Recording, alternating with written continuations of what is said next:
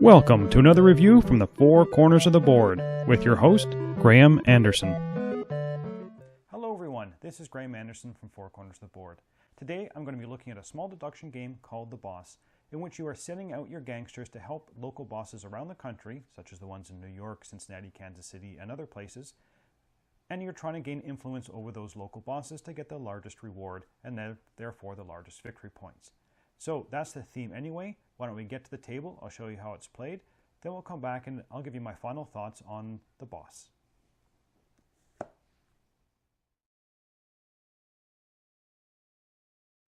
So here we have The Boss set up for a three-player game. The bosses are chosen based on certain sets that are in the rule book, and here I've just chosen the very first one, which is Boss 1, 2, 3, 4, and 5, and there are a total of 7 bosses. There's another 2 bosses that you can play. Each boss has their own deck of cards, and the number of cards in each deck is different. The good thing is that each boss will tell you what card is in their deck, and that's shown across the bottom. So you know in New York there's a 0, 1, 2, and 3.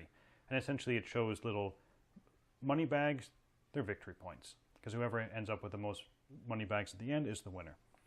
So each boss here they're laid out, except for Chicago. Chicago is in every game, and there's never any cards under Chicago, because Chicago scores slightly different. Each player starts with 6 large cubes and 3 small cubes. Now the only difference between these is the small cubes, once you've placed them out to influence one of the cities, at the end of that round, they're gone. The large cubes will always come back to you. These are the loyal henchmen, these are the one-off henchmen. Everybody starts with the same, and then you have the scoring track over here, and everybody places one of their large cubes on here with 0 points. There's also jail, and there's hospital, and I'll get into that a bit when we talk more about the influencing of each city. So the game is very simple. What you're going to do is you're going to randomly take one of the cards for each of the bosses, and you're going to place it face down so no one knows what those are. So I'm just kind of randomly selecting one for each boss. I'll take that one. And finally Cincinnati will do that. We are then going to shuffle these cards, and these are going to be handed out evenly to all the players. And you notice the back of the cards will show you what city they're for. That way the other people around the table, when they look at your hand, they can see what cards, at least what city you have cards for. So we shall just deal these out.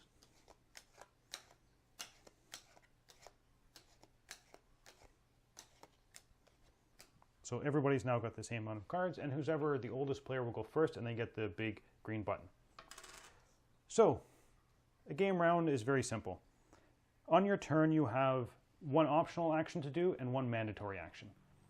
The first action that you must do, and we'll start with the first player, which is blue, is the first action you can do is by placing your influence cubes on one of the bosses to try and influence them.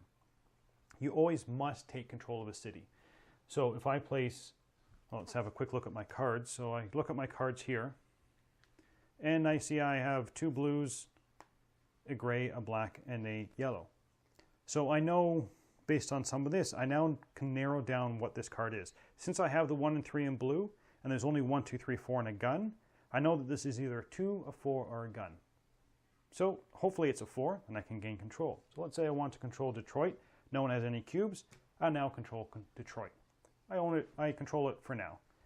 That's my first optional action. I don't have to place any cubes if I don't want to. What I do have to do though is I have to play one of my cards from my hand face up.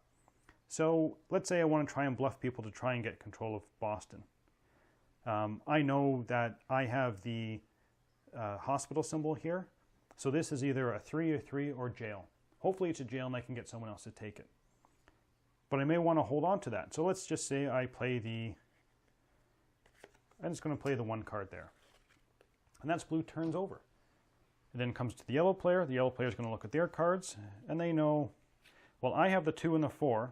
The 1 is out, so this is either the 3 or the gun. Since blue has bid on it, yellow's probably going to think that they could have the gun. That might be a good thing to do, or they may be trying to bluff me. So I may want to take control of that, or I may not, because I know it's either going to be a 1, 3 or a gun. I do have the gun for Kansas City, so I know this is a point card. So I may want to try and take control over Kansas City. So let's say I put 2 there to try and scare other people off from trying to take it.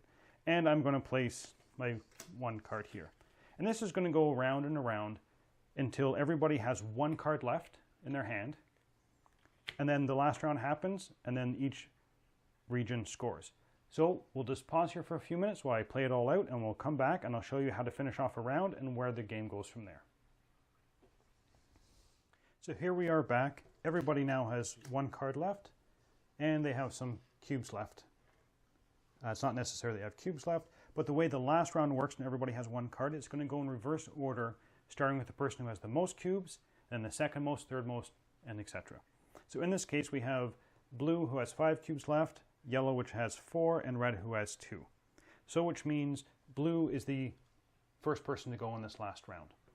So they have 1 card left, and they have the 3 left in their hand. So they know that this card here is a bad card, because they know the 1, 2, they have the 3, and so they know that this is lose a gangster. So they're going to look. They're already winning New York. They could win Chicago because they know that there are no other black cards. And we'll get into how he scores. He doesn't know whether this is the 3 or the hospital's out there. So he doesn't know whether this is the 3 or the jail. He knows that this will more than likely be, well, it's either the 4 or the gun. He controls it. Yellow hasn't touched it, so he's pretty sure he's going to be lost there. So let's say he knows, since the gun is already out in Kansas City and the 3's out, he knows this is 2. So maybe he really wants those 2 points. So he's going to add his cubes here. So now he's winning that. He's going to play this card. Now this is bad news for yellow because yellow is currently winning here and the 1, 2, and 3 are out. So the only thing left is lose a gangster, which is not good. But it is yellow's turn. They have the 4 cards, so they know that this card is the gun, which they don't want. So they might either go after New York. Again, they're not sure what this yellow card is. So let's say they will go after New York. They're going to put 2 cubes there because they know, actually that's a bad idea, because they now know that this is the 0. There's no point in winning the 0 card. So they're just going to hold on to their cubes, and they have to play the last card. Now yellow has just about all the information he needs. He has the jail card, so he will probably want to put his 2 cubes here because he knows this is 3 points. So he's going to play it here. So everybody's played their cards, everybody's played out their cubes that they want to have. Yellow and blue still have some cubes left. You're then going to evaluate them from left to right, and you're going to see who wins. So blue has won this, so they get whatever this card is. Doesn't matter what cards are played down here, so they're going to score 0 points for that. And you go through each one to determine who wins, and you look at who's got the most cubes.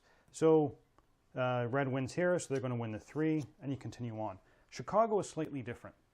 Chicago, as you see, there's no cards here. Chicago will get half of the value of the last face-up card to all the cities that are to the left of it. So in the first round, there's only New York is to the left of it. So red is going to get half of 2. So they're going to get 1 point for that. As the rounds go by, Chicago is going to be moving further and further up. So if you can make it to the 5th round, they're going to be up near the top end. And then they're going to be scoring, hopefully, quite a lot of points. If they ever score a negative card like this one, then they score 0 for that. If there are any of the negative cards, so for example the gun, then whoever wins that will have to take that negative action. And I should have said crap sticks. Crap, crap, crap, crap, crap.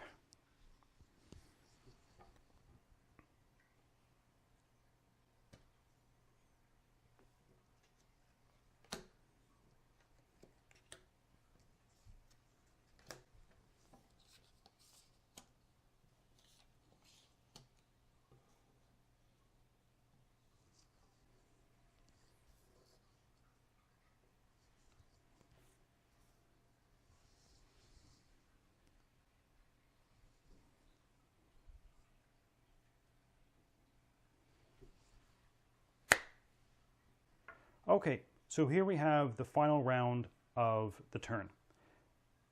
Everybody has 1 card left, so that kicks in kind of a special turn. You're now going to look at, you ignore whoever was first player before. You're now looking at the number of cubes that people have left, and it's going to go in highest to lowest. So yellow's going to go first because they have 4 cubes left, then red, and then blue is going to be last. So on yellow's turn, they have the 4 card. So they know that underneath Detroit, they know that that is the gun because the 1, 2, 3, and they're holding the 4. So they're glad that they didn't win this. They still don't know what is under this card. It can either be at 3 points or it could be a lose one of your gangsters, but they're already winning that. They know here, for example, that this is going to be 2 points. It's a guaranteed 2 points because there's only 3 cards in Kansas City, and the gun's already out. The 3 is already out, so it has to be a 2. Yellow, again, they're unsure. They're not sure what this person is holding, and they haven't bid on the Boston. So more than likely, they don't want to win Boston. So that card is probably the jail. And they know here there's no point in playing here because the 1, 2, and 3 are out. So the card here is going to be 0 points. So there's no point in winning that. And maybe they just hold on to their cubes. They don't want to play that. But they have to play their cards. So they don't have to place their cubes, but they do have to play the card. Red comes. Now red knows that they have the jail. So they know that this is 3 points. So red definitely wants to win Boston. So they're going to put their 3 cubes on there, and they're going to show that.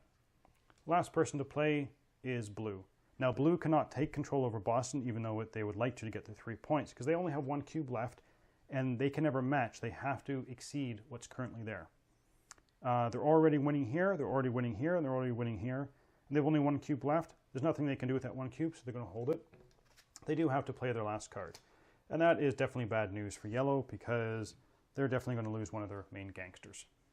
So now the round is over, and now we're going to evaluate all of the cities. And the first thing we're going to do before that is we're going to turn over one of these police cards. And this is what determines whether there's the end of the game or not. There are 2 different colors of police cards. There are silver and gold. And before you score each round, you're going to be flipping one over. As soon as you have 3 of the same color out, like that, so we now have 3 silvers out, this will be the last round. But in the first round, we just turn over the silver, so we know there's going to be another round after this. And now you're going to evaluate each city. And the way you do that, you look at who has control. Whoever has the most cubes controls that. They will get whatever that face down card is. Either points, so we know that that's 0 points, or they're going to take a negative action, like this one over here, where they're going to lose a gangster because that's one of the bad cards. The only one that's different is you notice Chicago has no cards underneath it. Chicago starts in the 2nd place in the very first round. They're going to score half whatever the face value of the last cards played are. So right now there's only 1 city to the left of Chicago, so they look at the 2, they're going to get half of that. Each round, Chicago is going to move further and further down the lines, so there's going to be more cards to the left of it. If there are negative cards, they just count to 0 points. Whoever wins Chicago will not take the negative effects. They just get 0 points for that. You mark your points on the track here. Any ones that are sent to jail, you're going to take the big cube off, and they're going to stay in jail for 2 rounds. So first round they go in here, second round they move there, third round you can get them back into your play area. If anybody gets sent to the hospital, they're there just for 1 round. You would take them off whatever city they won the hospital card for. Sit there for 1 round. Round after that, you get them back. When the round is over, all the big cubes go back to the owners. Any little cubes that were used during the round flee. They're a one-time use. So everybody gets them back. And then you